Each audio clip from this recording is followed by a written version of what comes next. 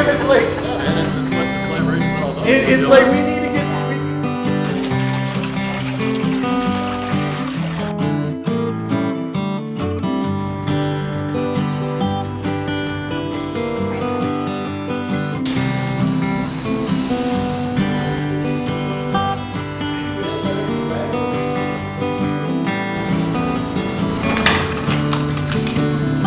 No, it tastes fruity and bitter. Yeah.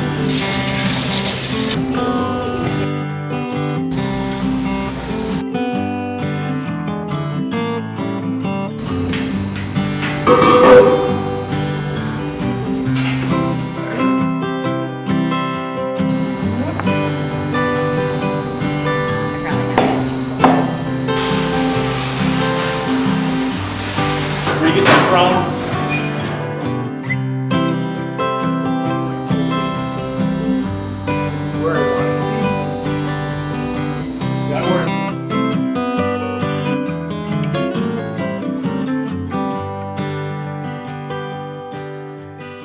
Jeff decides to just show up last night. He had a surprise, right? Yeah, I was very surprised. I was sitting here with my family after work. My aunt and uncle had the kids and they were due to bring them back. And I was just sitting here like really kind of just wanting to go home after a long day. And then I look outside and who do I see walking through the door? But this guy. Surprise. Surprise. So how long was this in the plan? It's probably been in the works about 2 months now, I think. Yeah? Yeah, Frank sent me an email and I don't know, how many years ago was it when you surprised me? 2, 3 years ago? 3 years ago already, I think. 3 years ago I was having one of the worst Fridays of my life, and who walked up the driveway of the brewery but Frank and Sarah. Surprised the shit out of me. Sorry. That's when we did the article in the magazine. Yeah. That was from the surprise visit. Right, yeah, the photos from that were from the visit. So Frank wanted to get her back. He did. He got me back good, God bless him. So with this brewing gig, what did you start in the basement? And you start in the garage? Yeah. How did this happen? I was at one of my best mates' barbecues down in Milwaukee, and he handed me a black beer.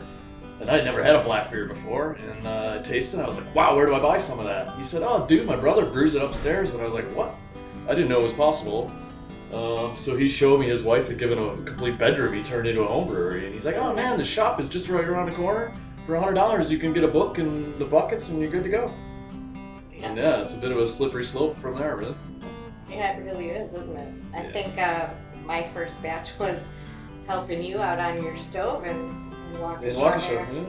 And you got called out to work in the middle of the boil, I think.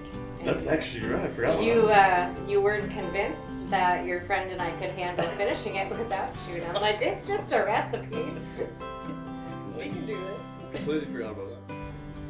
So your brewery is LOVIBONDS? How do you pronounce it? Yeah, LOVIBONDS Brewing. It's an old historic name in British brewing.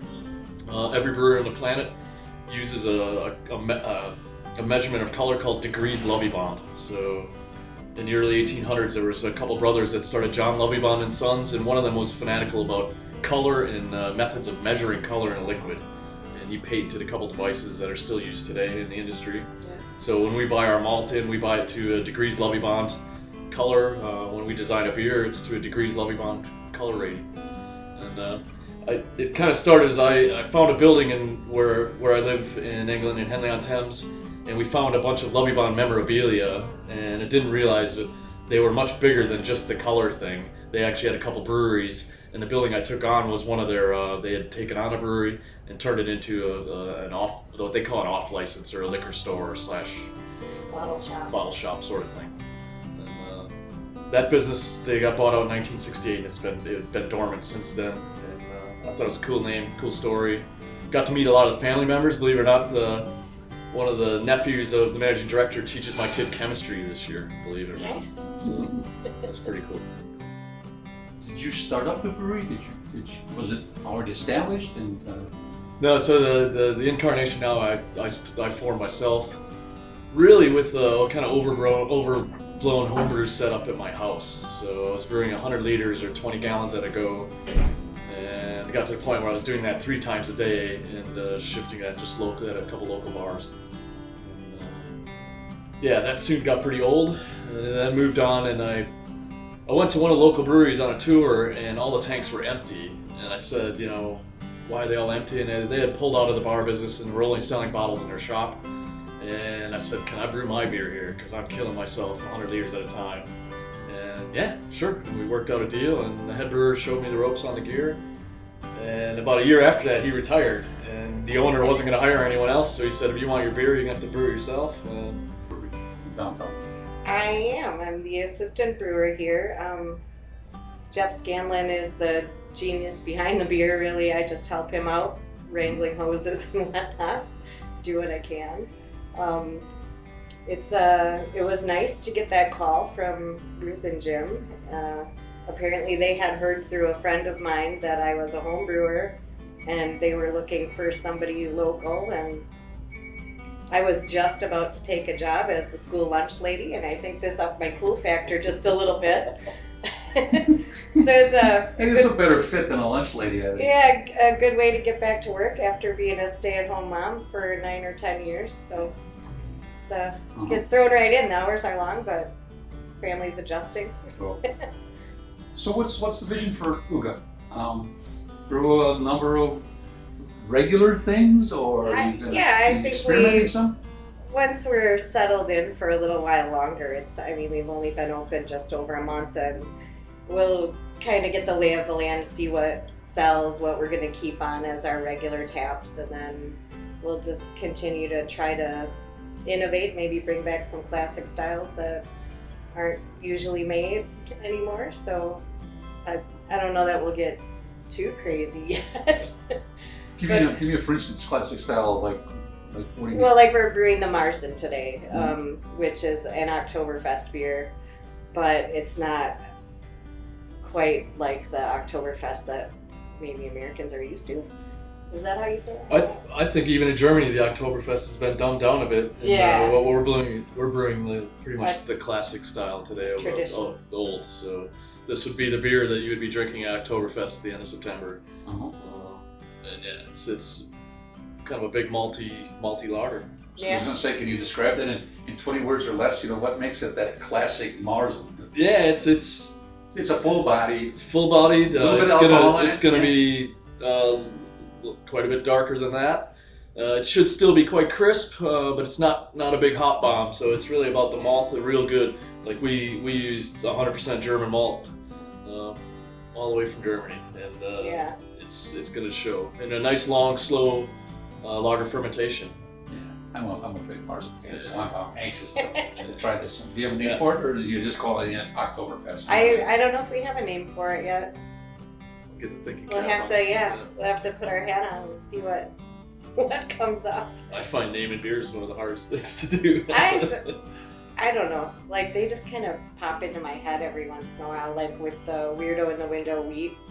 That's great. I was setting the till for the day, and there's that little door there that goes from behind the bar into the brew house, and I turned around and Jeff is just standing there. Not this Jeff, the other Jeff was just standing there, and I'm like, oh, you weirdo. And then boom, now we have Weirdo in the Window. How good is that, huh? Yeah, what are we doing here today? So obviously I was surprising Sarah, but I've been in contact with Jeff for the last couple of weeks. We've been bouncing ideas. He really wanted to do this Oktoberfest. I thought it's a great idea. Sarah and I obviously German heritage, so this is a style of beer that I like as well. So yeah, Jeff and I have been kind of deliberating on how to make this happen. Things that Jeff knows that I don't know, even though I've been doing this 20 years. So it's cool. Every collaboration I've ever done with another brewery, I think both parties always go away with a real positive.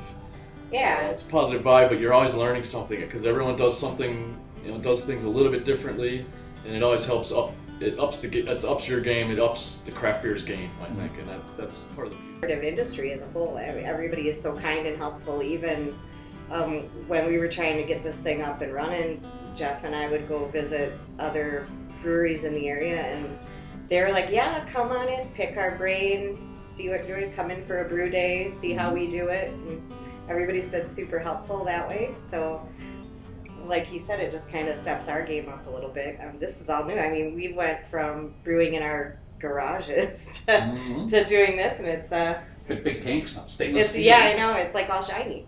And it's crazy to think that a recipe that you put together on your homebrew kit, now people from the surrounding area are enjoying it, and it's just really fun, living the dream. Yeah, thanks for that. Now what about the Brits? They got some famous things that they do routinely too, aren't they? Yeah, I mean, I think one of the things the Brits are famous for are beers with flavor and character that have a low alcohol, low ABV. And that's something that's different there because they have the pub culture. So you want to be able to go to the pub and bullshit with your mates for the entire evening and have 4 or 5 pints and still be able to ride your bicycle home or be able to walk home. Have a few. And but you want a beer that's actually got some backbone to it. So I think I brew a version, I think, of that classic style, and it's only 3.4% alcohol, but when you throw the kitchen sink at it in the malt, the malt part in our amber, I love, and you balance that with the right amount of British hops. It's really a beautiful thing. So, but they've also got the porters. I'm a big fan. I brew what I think is a really good porter, which is a kind of the precursor to the stout.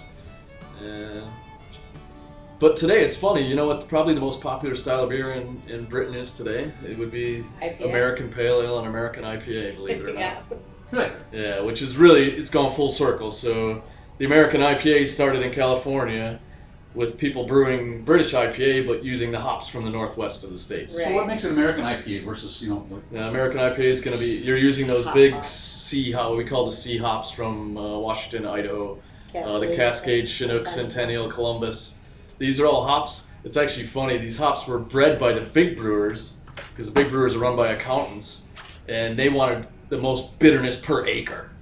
Because when the big brewers don't use hops, they send them to a factory to be distilled down into an oil, and then they use only the bitterness. The flavor and aroma goes down the drain as a waste product. So these guys in California said, well, how about if we brewed traditionally with these hops? And you get the big bitterness, but you also get these big, fruity citrus aromas and flavors. Is it true that making a good pils is it difficult to make a really good pils? I think so. I'm finding it difficult because we make a couple. The thing behind a pilsen is it's a very light beer, light in flavor, light in color. There's really nowhere to hide. So any fermentation defects, any off flavors, any problems in your process are going to jump out. Whereas if you're doing a big malt bomb like we're doing today, you wouldn't be able to notice it. Right. But if you're trying to brew a very, very light lager, there's nowhere to hide. Mm-hmm. I think we make fun of the big brewers, but to be fair, they're making a very consistent product on a product that's really hard to make. So these obviously grew up in Beaver Dam and kind of got to see how Beaver Dam morphed over the years, how the downtown almost died. Once the mall out of town happened, slowly the shops in downtown disappeared and kind of it's a bit run down. But just this morning coming through town, it's gone through a pretty big transformation. You got some more businesses down here. Obviously, this is one of them, but just everything seems to be smartened up a bit. No, it was cool to come back and see it. I've come back every couple of years, and it just gets better every time I come back.